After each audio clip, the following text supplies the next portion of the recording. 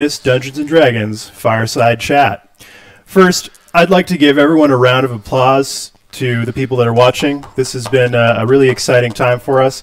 Now, I know what you're all thinking. Nathan, how did you get so much more handsome in such a short amount of time? And that's really not anything that you need to concern yourself with. Today, I would like to talk about some exciting Dungeons & Dragons products that are coming down the pipe. First, I would like to announce Dungeons & Dragons 10th edition. That's right. Taking a chapter out of Microsoft, we're skipping 6, 7, 8, and 9 and going straight to D&D 10th edition. Dragons reflects a lot of gameplay and balance changes that we've had to make. If my assistant could scroll down a little bit. And we've taken a lot of inspiration from the board game Munchkin. So first of all, there's 75% less text. I personally edited this version because I had a gut feeling that fans of Dungeons & Dragons, they hate reading or really just having any sort of background information at all. Now, second, the Forgotten Realms is being replaced by Spelljammer as our main campaign setting. Now, this is obviously going to be a very, very welcome change by all of our players, but it's forced us to make some other balance adjustments. Third, obviously, space druids are a very ridiculous concept, so we've had to remove druids from the game altogether. If you had a druid character in the past, we will be providing a handy guide so that you can retcon them into shambling mounds. Now, fourth, the last thing that we're going to reveal today, and this is something that I'm really excited about, it's an all-new gameplay mode for Dungeons & Dragons that we're calling Democracy Mode, where the decisions of the Dungeon Master have to be ratified by a body of players. Our hope with this new feature is that it's going to reduce the number of arguments that players have. Now, that's a lot to digest for now, so if you have any feedback at all about Dungeons & Dragons 10th edition, please direct it to my personal Twitter account. I actually really enjoy it when fans come at me in anger and fury, so please don't hold back with your comments. Now, we'll be talking more about this new D&D edition in the future, but for now, I'd like to turn things over to my close personal friend, Phil Daigle, over at Beamdog, so he can tell you all about the upcoming Neverwinter NIghts Enhanced Edition. Wow, Nathan, that is some huge news, and I understand. I didn't know about any of that. You're actually talking about Dungeons & Dragons X. That's right. It's not going to be just 10; it'll be X. That is a bold branding move. And the fact that he used our show to launch the new edition is such a vote of confidence. That, you know, what a nice guy that Nathan is. Nathan, true friend. We really appreciate that upfront preamble he gave us. We're going to get a lot of traction out of this, so thanks again, Nathan. He did get really handsome in a short run there. It's strange, but you know what? In the States, there's a lot of advanced medical procedures that you can get. Yep. Perhaps enhancing. I was going to say, let's forget it. Yeah, we'll make the enhancing editions of the next game we work on. All right. Welcome to the Friday live stream here at Beamdog, folks, where we talk about Neverwinter NIghts Enhanced Edition, Baldur's Gate Enhanced Edition, Icewind Dale Enhanced Edition, Planescape Torment Enhanced Edition. We have a lot of enhanced editions here at this company. We do. We do. But we have Siege of Dragonspear, which is not an enhanced edition. That's not an enhanced edition. And way back in the early days of Beamdog, we did MDK2 HD. That's right. I remember that. And it went on the Wii, too. It was a lot of fun. It was awesome on the Wii. People should have bought it on the Wii. We actually never made any money. People should have bought any games on the Wii, but, you know. So, welcome to the Friday show. As we mentioned, we're going to be chatting today about Neverwinter NIghts Head Start, which is the early access program that we're running for Neverwinter NIghts Enhanced Edition, where you, the fans, get to come in and help direct how we're building this project, the features that we're adding to the Enhanced Edition, new things that you'd like to see, etc., etc. This is how you get involved and help us build Neverwinter NIghts Enhanced Edition. Yeah, I think one of the key things we want to look at, we've been doing kind of a weekly cadence to our patches, and I think that's too rapid. I think it's pushing a lot of people a little too hard in terms of, hey, new version came out, update your server, why is your server not working, oh my god, oh my god, oh my god. So we're going to slow that down a little bit. As well, internally, it's kind of loading our programmers heavy with making builds as opposed to adding features. So given a choice between adding features and making builds, I'm going to lean on the making build side. It's real rough for people running servers to have to pull it down and put it back up every single week. Making builds has to sacrifice so that we can get the features in. That said, we did launch the new patch, and kind of the status of it is mainly bug fixing. So the big thing came down to we found some issues that were kind of still hanging around, a couple other issues that hadn't been looked at for quite a while, so we brought those out. And the other thing we've kind of got on the go is a lot of big long burn features. Like the UI refactor investigation, we're still digging into that one, which is massively huge. We've also got Jason taking a look at the normal map, spec map thing. Now, I've seen some stuff internal, but we've got nothing ready to show yet. We've still got issues to solve there, and it involves tangent space bias maps, which is concerning. Turns out you can't ship code that's half complete. Who knew? Well, you can. People just better get used to a lot of crap. You shouldn't ship code that's half complete. Shouldn't. Who knew? That is a true call. So we've been updating things on the Trello board. One of the things that you can see off the start, we moved from the input board over to the roadmap board. Our request to make it possible to play the premium modules in multiplayer. Yes. So some of the original modules were actually designed to not support multiplayer. Yeah, they specifically said we don't want this to be multiplayer. Witch's Wake is one of those. If you try to play it multiplayer, it gets wonky. But Infinite Dungeons was made to be played multiplayer, and currently it is not allowing people to play multiplayer. So that is something we are definitely going to dig into and see what we can do to solve it. That's a pretty overt bug that we can very confidently fix. Yep. So before we switch over to the Trello board and start looking at these tickets, for those of you who are unaware, if you want to get into the Neverwinter NIghts Enhanced Edition Head Start program, please head over to Beamdog. You can buy the game there and get into the Head Start program there. At a later date, if you decide, hey, I want to play this game on Steam, we will be offering Steam keys. But for now, the Head Start is exclusive to Beamdog, so if you want to get involved with the development of the game, head over to Beamdog, get the Enhanced Edition, and get into the Head Start program. Yeah, and we're doing Head Start just on Beamdog, so we can only push one series of updates as opposed to having to update Steam and Beamdog at the same time, causing nightmares and headaches for even more people. So it's not that we don't love Steam, it's just that it's a lot easier for us to push an internal button than it is for us to go on to Steam and push multiple buttons and push builds, still proper locations, and then try and stay on top of keeping two versions in sync. We reserve those kind of challenges for live versions of code. Yay! All right, so we're going to switch my screen over to the desktop here. Now, this is the current Trello board for Neverwinter NIghts Enhanced Edition. We can very quickly go through some of the key tasks that have been outlined here. So right now, some of the stuff that's proposed, update the original content to the current patch levels. I think just by virtue of having to update the game, we're going to go into the old modules and fix up some things, so that's likely going to happen. This one's pretty big because it basically means adding the ability to do inventory for companions, for henchmen, and there's a lot of heavy lifting there. So I think that one's going to sit for a while while we figure out exactly what it means and what it would be involved in doing it. It's going to be probably different for each campaign. We'll have to take it on a case-by-case basis, because how NPCs function in Hordes of the Underdark versus Shadows, there's work to be done there. And I mean, the original campaign the Neverwinter original campaign is balanced around the idea that henchmen use the equipment they've got. If you start buffing them up hard with new good equipment, well, for starters, they're going to lose the equipment we were auto-giving them when they leveled up behind the scenes. So they might actually get a little weaker from that. So it's one we're going to have to be careful with. Some enterprising individual out there could come up with an equipment table or something for them that we could use.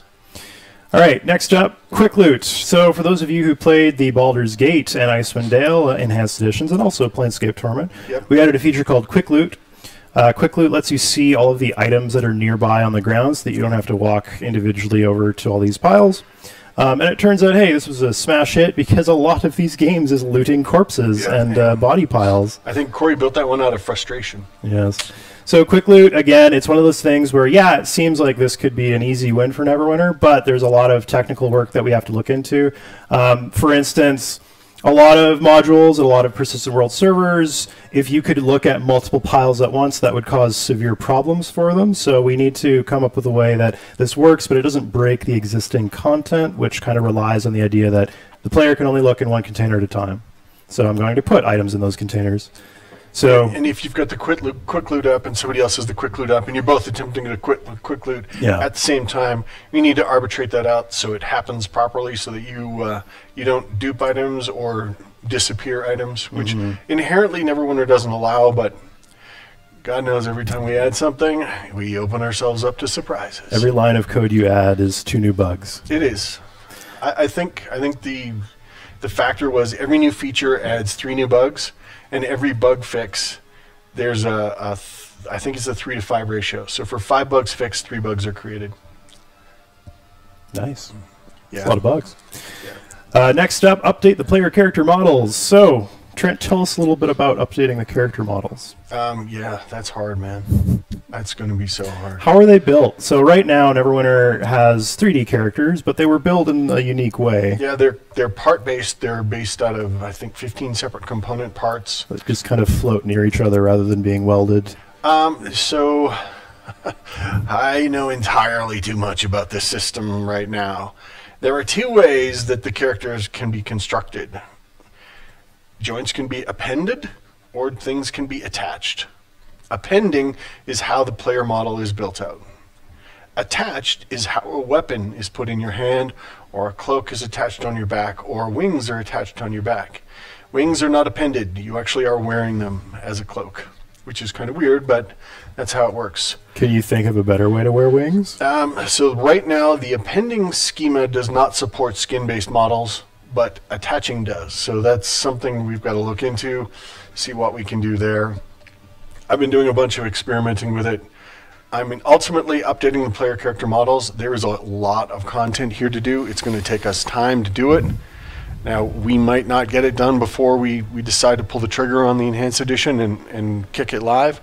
But what we will do is we'll demonstrate the direction we're going, and we'll show how things can look, and we'll start marching it forward.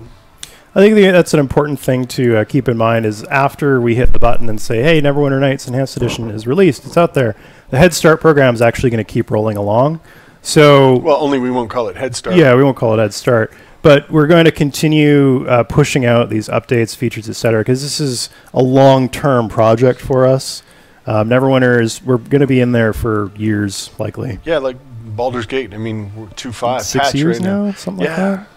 Some absurd amount of time that we're still patching these games. Yeah, and I mean, we got a lot of mileage out of the Infinity Engine, and we've continued to fix things that we really want to improve. Yeah. And Neverwinter, to me, is just, it is liquid opportunity. Just liquid opportunity. What does that taste like? It tastes like awesome. It's like when you drink frozen juice concentrate directly from the can and you don't dilute it with water. That's what it's like. And you find this kind of nirvana. So we briefly touched on make it possible to play the premium modules in multiplayer. We're going to be investigating that. Another one people are asking for, more portraits. Yeah, I think all the things that Arian proposed, we're kind of drawing a box around them, seeing what all the costs are going to be, how hard it's going to be. So these are things that we're thinking about to do. And I think rolling it forward, the way to look at it is proposed is we're thinking about this. Icebox means, oh my God, we're kind of scared of this. Like allow wide-changing rule changes. We've parked it for the moment.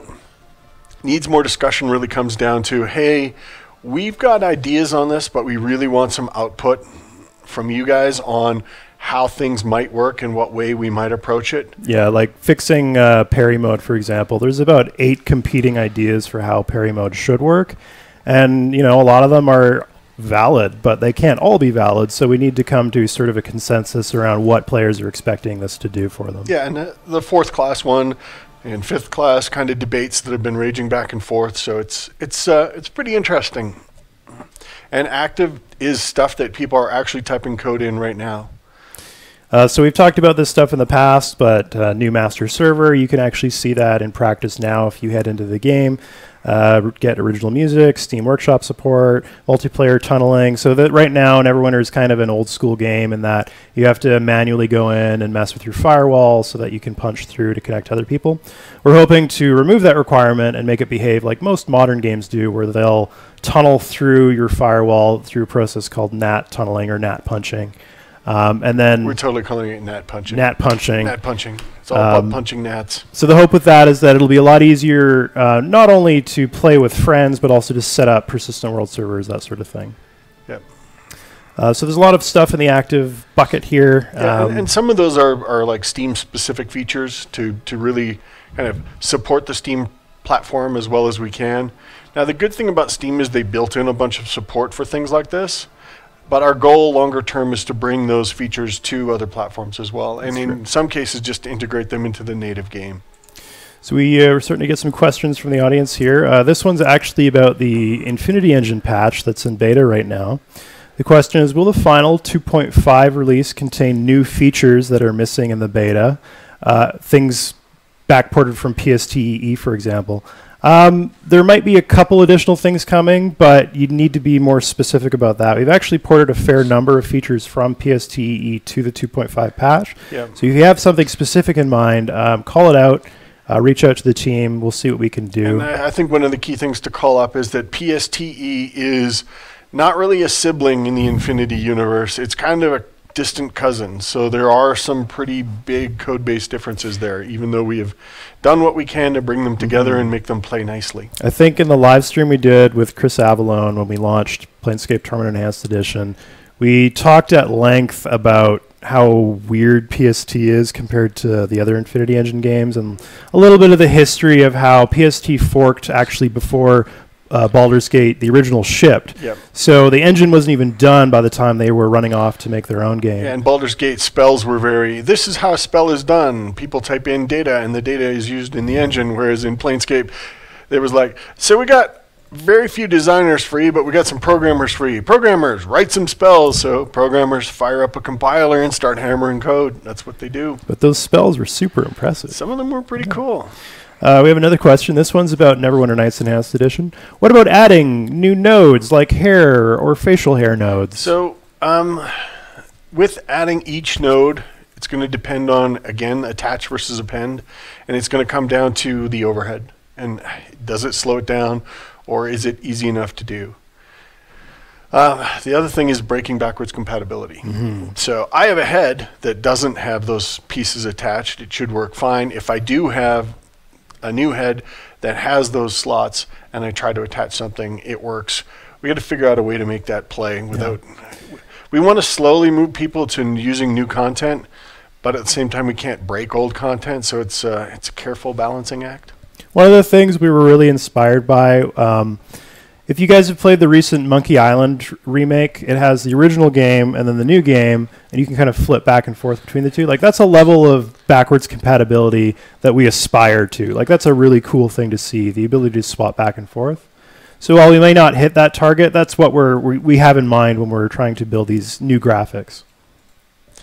And I think the hilarious thing there is, it also shows you how bad the original game actually looked. You're like, that game isn't improved that much, and then you press the flip button. You're like, oh my God, my eyes, they're burning. Well, another example, the Halo Master Chief Collection that came out a few years ago. They rebooted Halo 2, which was originally an Xbox One title, and you could flip back and forth, and you're just like, wow, this is amazing. But what does the original game look like? Oh my God.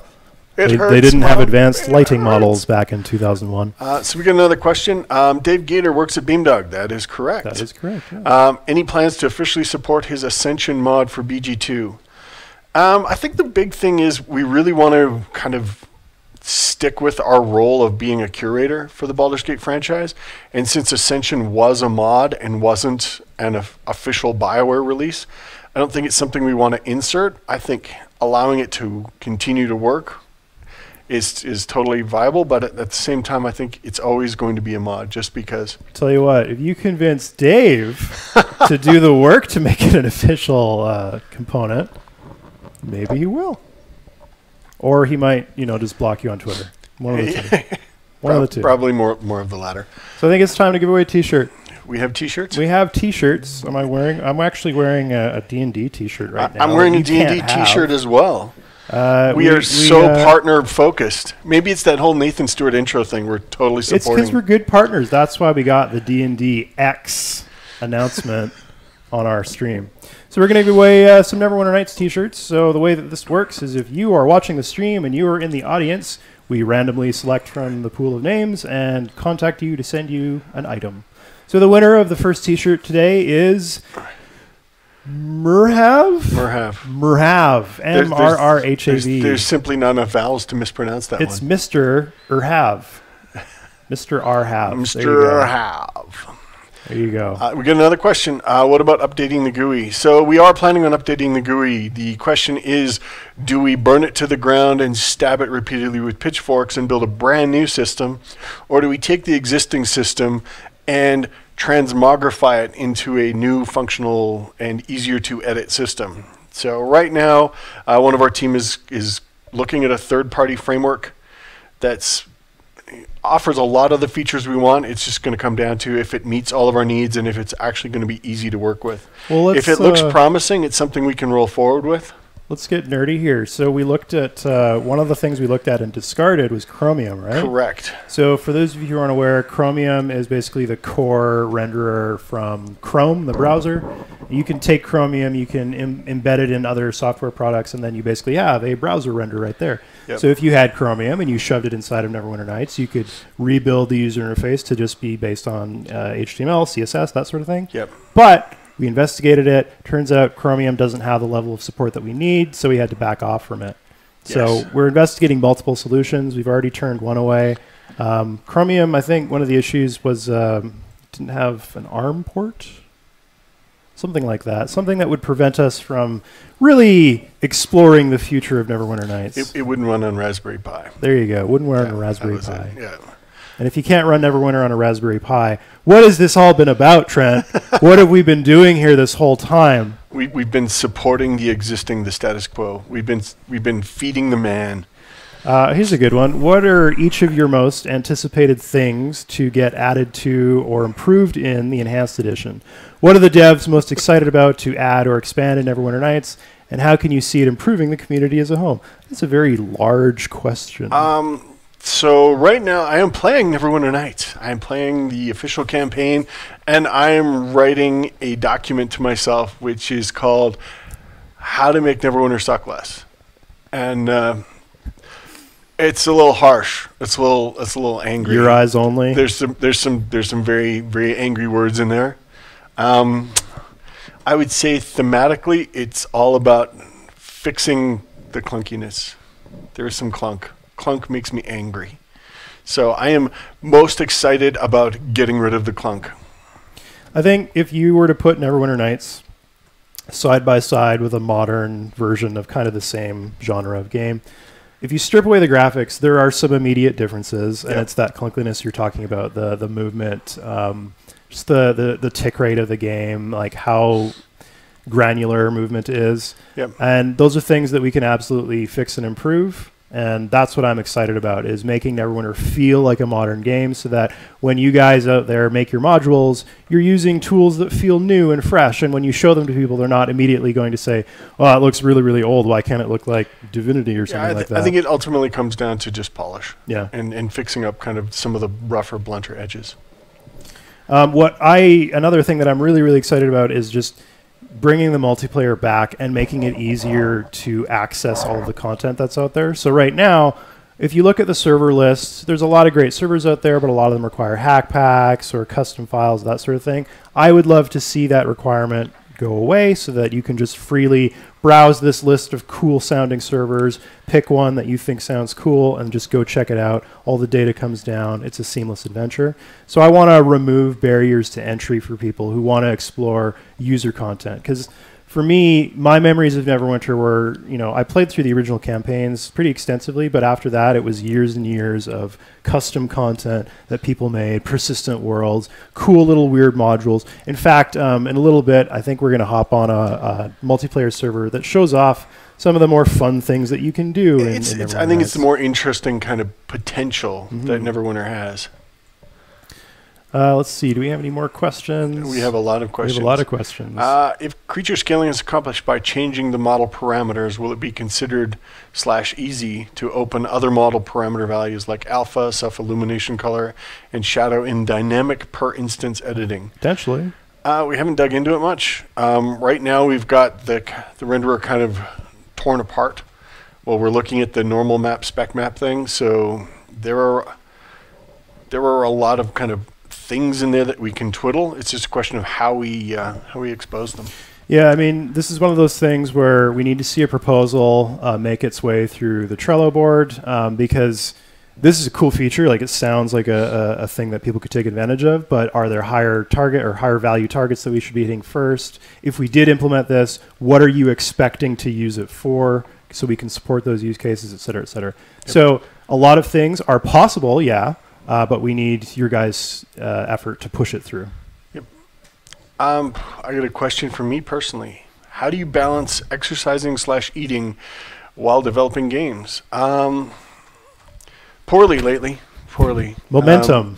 Yeah, we got a puppy, and it is totally destroying my exercise plan. Ultimately, eat vegetables and get to the gym, because when I get to the gym, I feel less like murdering Phil. Don't eat vegetables at the gym, though. I did that once, and the looks that I got were just like, I can't believe you're farting in here.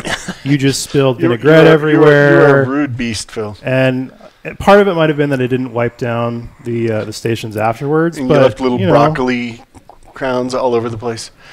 For me, it's eat an hour and a half before I go to the gym, work out, eat instantly after working out so that I am not starving and hangry. Get that protein within 30 minutes or your body wastes away. Got to jam it in there. And I fundamentally believe in the idea of supercompensation. Supercompensation. Your body recovers, and you have an opportunity to hit it and take it a little further every time. If you screw that timing up, you don't make progress. So I heard supercompensation, and I was like, raise is coming. I'm excited. You are wrong. You are so wrong. I was let down. Oh, well. Trent, another question for me. They allowed me today. If you could add one feature for free to the toolset, what would it be? I would make it not C++ builder. I would make the toolset. Honestly, I would. Not a feature. I would make the toolset run in game. Actually, yeah. That's what I would do if that was free. And I actually know that the cost of that is literally about 70 programmer souls to make it run in game. But if you had a new UI system in game that was a lot less irritating to work with and you could iterate on a lot more quickly. 70 programmer souls. 70 programmer souls. All right, guys. If you can sacrifice 70 programmers to the dark gods, we can get this done. 70 programmer souls. Please make sure your altar is properly aligned. What does my mug say? It says, come for the adventure, stay for the drinks. I thought it said stay for the portal. But I guess that's what coming for the adventure is. The mug is from the Yawning Portal. He got it when we went to Waterdeep last summer. That was a fun trip. I had a good time. I still feel really bad about killing that guard, but you know, the DM was like, he's not a person to me. So another question: any toolset support for script noobs? There was a tool they were working on at the U of A here, the University of Alberta, called Scriptease, which was actually pretty impressive in what it could do, allowing people who weren't really into scripting to get into scripting and to set some reasonably complex interactions up. I mean, ultimately, my suggestion on if you want to make things and you're a noob on scripting, just start reading, start digging into it, because a programming language is like a blank sheet of paper. If you're an artist, some artists are horribly just intimidated by a blank sheet of paper. But once you start putting some marks down, suddenly it becomes a lot easier to just start moving in a direction with it. It's the same thing with scripting. Once you start scripting a little bit, it starts to make sense. Things start to click together. And really, programming languages are so powerful because you are taking raw thought, putting it into a framework that can then execute, in some cases, these amazingly abstract things. So I guess my answer is look into Scriptease and try to learn scripting. Just try to learn it. It's powerful. We have another question here. How do you preserve the very powerful character customization of part-based models if you switch to skin-based meshes instead? And the answer is, of course, very carefully. These are the questions I ask myself at 3 a.m. Yes. So that's kind of the whole effort, is figuring out how to maintain that customization while switching over. Because it would be easy for us to say, okay, we're going to go to skin-based meshes and wipe the slate clean of all existing customization options. But the other thing is skins look really good, but armor actually looks really good part-based because armor is essentially a series of parts that are linked together. So in some cases, the way I would do it is I would hybrid it. I would do some parts skin, some parts mesh. Yep. And trying to take the existing part-based system and support it with new art content is going to be a bit of a bear. There's going to be some big challenges there. It's going to be a little tough. But other games have achieved this, and we have a pretty clear target of what we need to do, so we're pretty confident. Can I talk business again? What is your biggest market outside the US of A? Germany, actually. Can we feel the Chinese wave? It depends on platform, actually. Yeah, so that's true. I'm looking at the Baldur's Gate stuff. South Korea is actually pretty huge. Yeah, South Korea is one of our biggest audiences. On Android. On Android, yeah. But on iOS, it's pretty much the USA, and then Europe is a pretty strong number 2. So in Germany, they love RPGs. Germany has always been a really, really strong market for us. Eastern Europe in general is surprisingly strong compared to other genres of game. But yeah, like in Asia, we've been doing fantastic. I think a lot of what has held D&D games back in Asia historically has been there just hasn't been translations available. Yeah.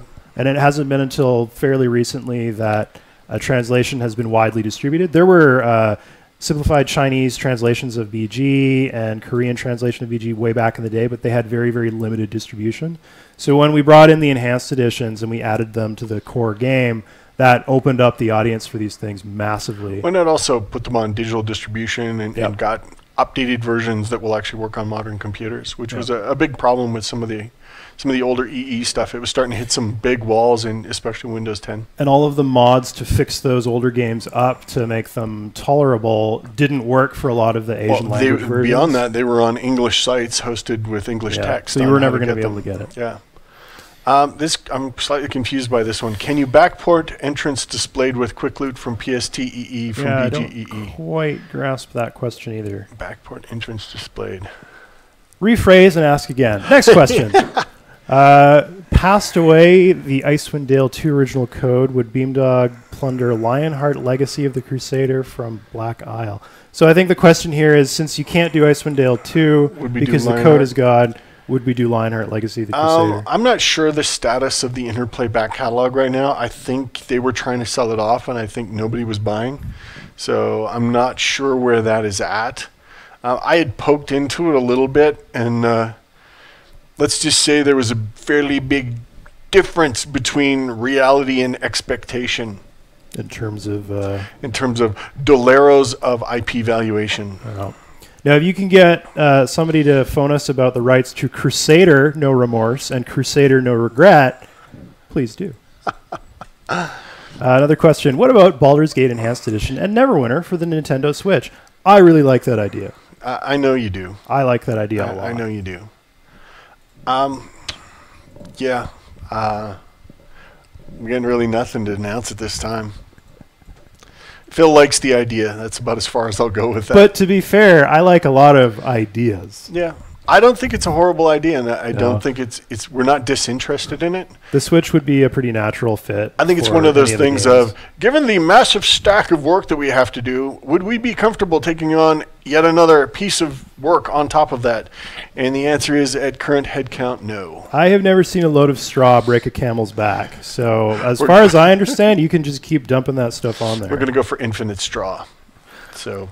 Another question. That said, I mean, we are going to be scaling up our operation. That's true. We're going to be hiring in some additional programming help because we have so much work to do. It is blowing my mind. If you want to live in beautiful Edmonton, and I'll show you a picture of it real quick here.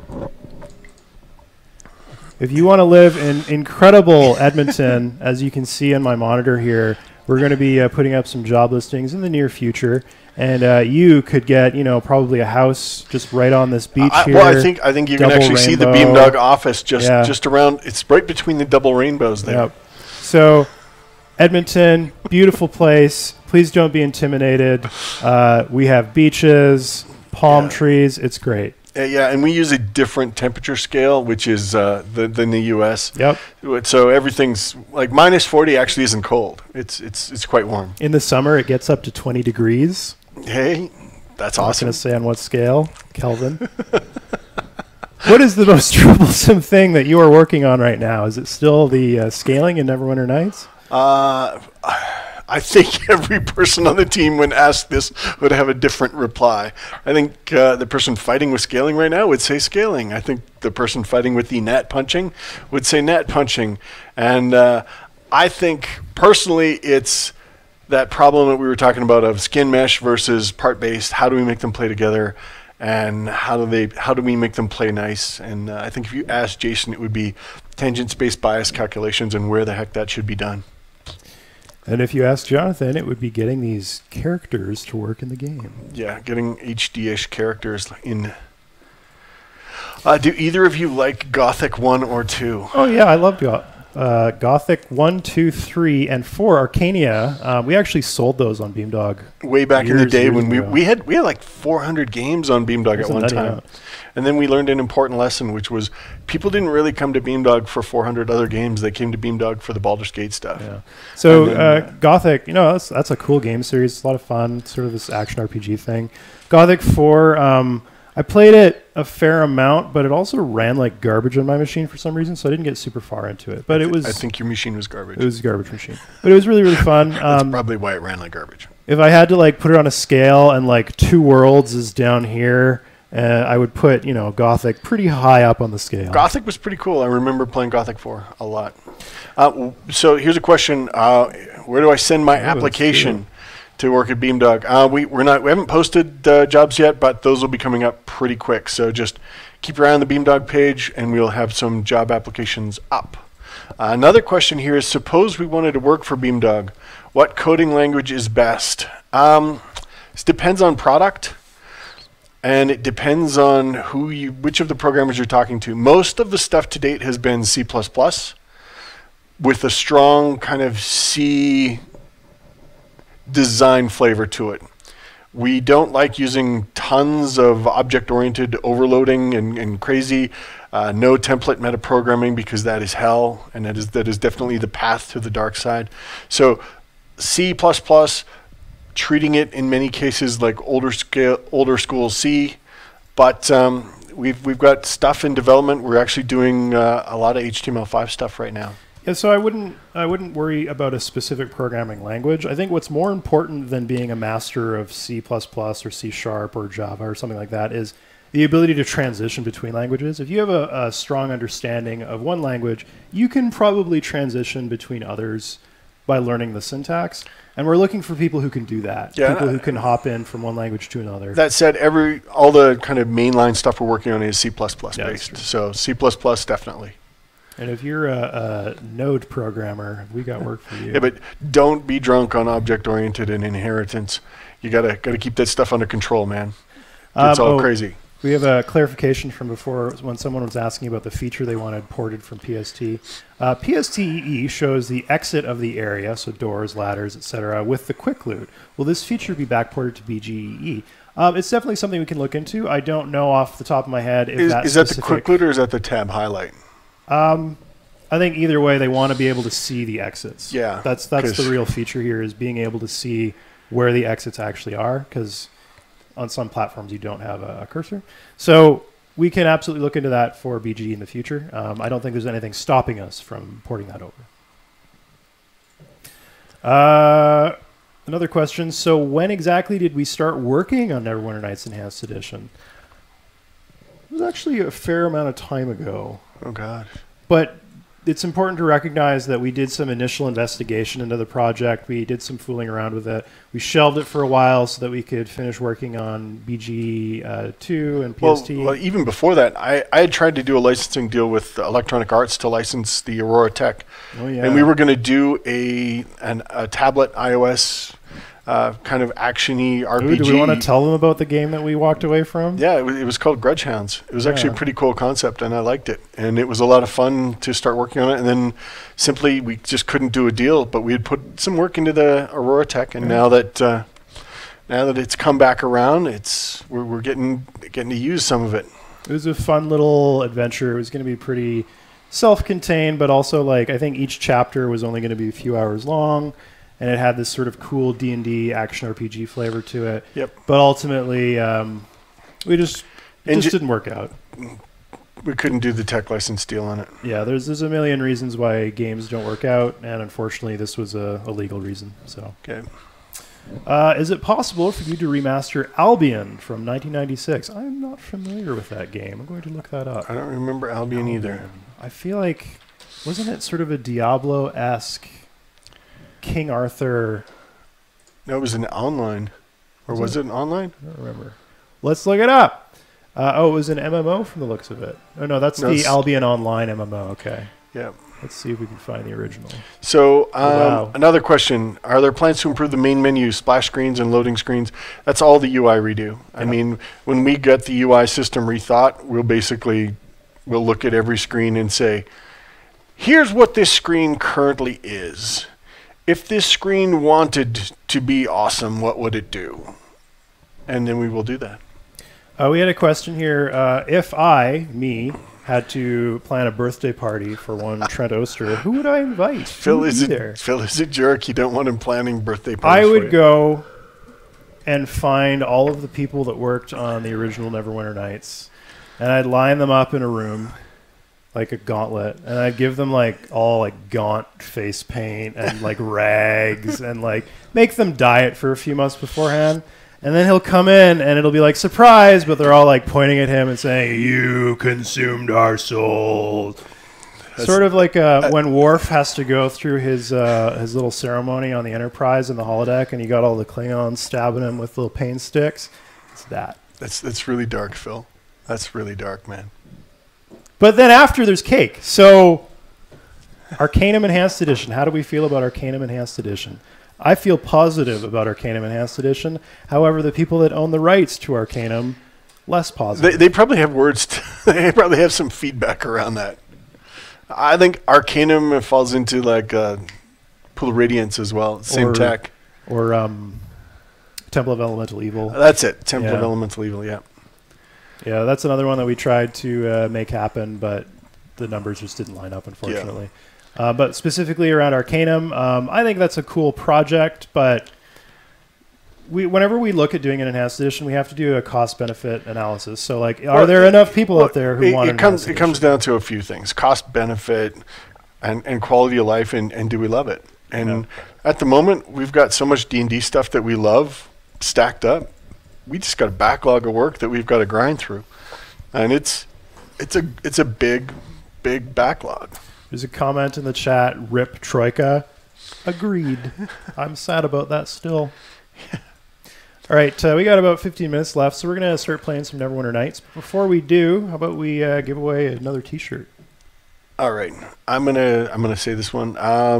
X, grave mistake X. I didn't want to even try and pronounce the X. The X is pronounced with a bit of a Z to it, so it's actually the grave mistake is. I see. Thank you, Phil. And one final, very important question. I'll let you. Star Wars versus XCOM. Pick one. Now, is this game or is this universe? Because Star Wars wins for universe, obviously, but I think XCOM wins for game. Is that XCOM original or is that XCOM remastered? I'm thinking the gamut of Star Wars games versus the gamut of XCOM games. I still think I got to give it to XCOM. I'm a big XCOM fan, but I'm also a huge TIE Fighter and X-Wing fan. And what was that? What was the one that Rob Huebner and his boys did? Jedi Academy? No, not or Academy. Dark Knight, or Jedi Knight to Outcast. Yeah. That's the one. It was good fun, man. That was super cool, actually. And Jedi Academy, I think, was this sort of standalone sequel/expansion for it. Ultimately, there has been some really good Star Wars games. There have been, I mean, XCOM is pretty legendary, and it has a special place in my heart because I would always really love, I got this character, he's awesome, he's got a ton of action points, he can move a ton, or I've got this lady, and she's a sniper, and she's awesome. And then I'd run into telepaths for the first time, and they would have no defense, and they would just get mowed down and be like, no! Oh, well, I guess, and also we need to think about KOTOR 1 and 2. Those games were part of the Star Wars. You know what? I never actually played KOTOR 2. Really? You never played KOTOR 2? So I played KOTOR 2 immediately before playing Jade Empire. Okay. So it was like, this is a good game, but it's obviously unfinished, and it kind of burnt me out. So that when I went over to Jade Empire, it was just like, more talking heads and alien dialogue. And I halfway through Jade Empire, I just gave up because I was burnt out. I think that is one of the kind of Achilles heels of the industry is you spend all this time making the game that you consider is the most awesome game ever. And for years it is a bug-ridden pile of shit. And then you finally finish it. But you've seen it so long and so broken that it's just like walking on glass looking at your own game. Oh, God. All right, we're going to keep answering questions, but we're also going to transition over to some... So Phil's going to play, and there's a question here that has many words involved. I'll let you read that. At what point in the development cycle would you think it's safe to start building for keeps module projects like a persistent world, or is that something that really won't be rock solid until 1.0? For example, is EE itself adding tile sets or other notable assets? I think the right answer is to start building stuff now. We're not going to break what's there. We're just going to add to it and open it up. So ultimately, if you start building it today and we go in and we open up and add something new, it's something you can just add to what's already there. For tile sets, other notable assets, I mean, we'd like to add new stuff down the road. We haven't laid out the exact strategy around that, but I really like the concept of us doing more modules, more adventures, and having the art assets to support that. Oh, another question. Any interest in going further back for enhanced editions, Wizardry or Ultima? I tried Ultima. Oh, man, did we try? I tried and tried and tried. Ultima 7, man. That would have been awesome. I was thinking Ultima 4, dude. Well, you're wrong, so. Yeah, you're wrong. It's okay, Phil. It's okay to be wrong. But Ultima Underworld 2, but that actually is back now with Underworld Ascendant, I think. It's a spiritual. But Ultima, all I got to say is Electronic Arts. That is pretty much the end. We love them. They're our friends. It just dead ended. But man, if I could do a remaster of Ultima 7, I would be so happy. Bring in all the dudes who work on Exalt, the reimplementation, open source reimplementation of it. Be a lot of fun. But again, we have kind of that massive backlog of D&D stuff that we're jazzed about doing and getting it. So Phil is currently rigging up. I think he should have been an archer. Oh, right. I could still get a bow here. So the server that I'm on is a castle defense server. And this is just a cool server that has a little custom module that you can build. It's an example of Neverwinter lets you build new game types, basically. So what this is you and all the other people on the server are in a castle, and there's just waves of enemies coming at you, and you got to defend it. Yeah. And it's a lot of fun. So we actually didn't give the people running the server any heads up at all, and Phil's just going to jump in and hopefully not break it. Sorry if you're out there. Sorry. I hope He's at work right now. He's like, come on, man. God damn it, Daigle, what are you doing? Question: Jade Empire Enhanced Edition. Ooh, that'd be fun. Didn't that get re-released recently on Xbox One? I know BioWare was doing something with Jade Empire. I don't know. I've talked to people at times about Jade Empire, and I personally don't love Jade Empire as much as other people do. All right, so you don't work for BioWare anymore. Are you allowed to tell these people the story of Jade and how it was? No. Okay. So ultimately, my problem with Jade Empire is it is a bunch of pasty white farm boys in Alberta doing their take on ancient fantasy China. What are the odds that we're going to cock up our understanding of their culture and offend people? I said it at about 98%. And it turns out I was kind of right. It turns out when we took the Jade Empire cinematic to the Tokyo Game Show, Furious Ming is in there, and he's trying to meditate, but he's tormented by these visions. And as North Americans, we're like, yeah, this is some deep stuff, man. The Asians are like, dude is so crappy at meditating. If he was even half decent at meditating, he wouldn't be troubled by this. He's obviously an inferior character, and I have no interest in him.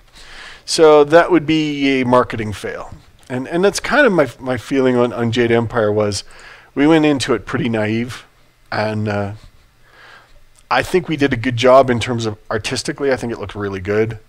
I think that we did a good fantasy interpretation as North Americans of what a potential fantastic Chinese could have been. But yeah, I think there was room for better. So Phil is up and running in the server now. Yeah, so the way this works is you create a character and then you hop in, and then based on, I guess, the server just rotates the different maps. But you go in, you got a little fortress, there's a bunch of dudes on your side, and after a few minutes, enemies start coming. And you've got, you know, all your classic defense things, exploding barrels. You can station guys everywhere. You can hire more troops. It's just a fun little mini game, basically, that's built on top of Neverwinter. Yeah, and I think it shows kind of the power of Neverwinter and the toolset to go beyond kind of, here is my module of specific hand-authored narrative adventure. Neverwinter is a game platform. It allows you to do a ton of different things, which I think is pretty awesome. And I think it's important to understand that that's very much driving our development efforts, as we see Neverwinter as a platform. And that might not be super obvious to a lot of people who see games as games, but to us, Neverwinter is a RPG creation platform. Yeah. Like Photoshop is an art creation application. But it has a soul. But it has a soul. It has a soul. Photoshop's soul is buried under 8 layers of legacy code. Photoshop's soul is the list of all the people who worked on it. That is the soul of Photoshop right there. Right. Any chance to add community-made player portraits? That might be fun. I think by default we won't add them to the base package, but I think making it easier to get them and easier to interact with them, that's something we can totally. We'll tell you what, we'll consider a contest in the future. We could do that. Question, will you make any new content you add not break every 2DA ever? We will attempt to not break every 2DA ever. That is the hope, yes. Ultimately, I mean, Neverwinter is, we've got a good decade plus of community development to try and not step on by accident. There were bounds kind of laid out initially when BioWare developed the game, and they said, okay, this is a reserve range, this is a community range. I think if everything that's done in the community range, we're going to keep it safe. If it's bleeding outside of that range, some things could get stomped. I mean, ultimately, we're not going to just stomp it and say, it's entirely too bad we ganked all your content and mangled it horribly. Because then what was the point? Yeah, I think we will strive to be less dickish. All right. Will you fix the parry skill? Oh, we actually spoke about this earlier. Yeah, I don't know about fix it. We will definitely do something to the parry skill to make it function better and be more useful, but at the same time not be overpowered. You attack this barrel, make a barrel. So how far along is normal mapping, spec mapping for textures? Well, before you came into this room, I was watching it on a computer, and I was like, wow, that looked really good, except for the fact that Arabeth looks like a troll. You know those little troll dolls that get like the glowing orange hair? Yeah, there was some orange. It was intense. But I did see normal and spec mapping working, and it looked really good. Should we tease them with screenshots later? No. Okay, we won't. No, we're not like that. We're I'm totally, like that. We're I'm totally, totally like we're that. totally just going to tease them with no visuals. It looked pretty good. Dang it. And did Phil die? No, I got hit by a catapult. And stunned. Any chance of Steam Workshop support? So yeah, we spoke about that a little bit earlier. We're interested in offering Steam Workshop support because we want to be a good Steam citizen, and for Neverwinter, it's kind of a no-brainer that it's going to make it a lot easier for people to grab hacks and so on to get up and playing. It's kind of like, to me, it's the gateway to us doing auto-download on hacks and stuff. Now, the important thing for us, though, is that we don't want to make Neverwinter great exclusively for Steam customers. We want it to be great for them, but if you buy it on Beamdog, you buy it on GOG, you buy it wherever, we still want it to be a great experience. So we're investigating the possibility of having more than just Steam Workshop support. So, Phil, one thing I'm going to give you a little life coach tip here. Potions are your friend. Are they? People have been telling me not to drink for a long time. Question to Trent. Can you share some stories from the old days when BioWare was young and dinosaurs walked the earth? Denver, yes. the last dinosaur. When we were filing Shattered Steel, we were so giddy at 3 in the morning the one time. We had this empty Coke box, and for some reason we called it the bullshit box, and whoever had it on their head could say whatever they wanted to, and the more false it was, the better it would be. So Greg put it on, and he made some jokes, then Cam put it on, and Cam was like, "This code is brilliant. It is the best executing code I have ever seen. It is highly optimized and wonderful." And then Greg put the box back on, and he said, "This game is ready to ship. Zip and ship. Zip and ship." Yeah, we were all completely giddy at that point. It was literally 3 in the morning, and we are totally cooked. And that's kind of the story of BioWare. It was a whole bunch of clueless idiots marching night and day to do something that we were so excited about. And people talk about like pretender syndrome, where it's like, fake it till you make it.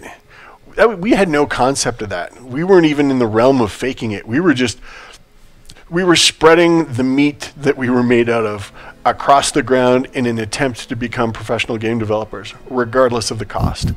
And we got lucky. We got lucky a couple times. We hit a couple hardware transitions that allowed us to kind of jump ahead, and BioWare was a good success. And that's not saying there wasn't hard work there. I mean, hard work is kind of like table stakes in video games. Of course there's hard work. Everybody worked hard. But there were moments where it was a pretty magical time, magical place. And there were moments where the bullshit was epic. I think that's true of everywhere.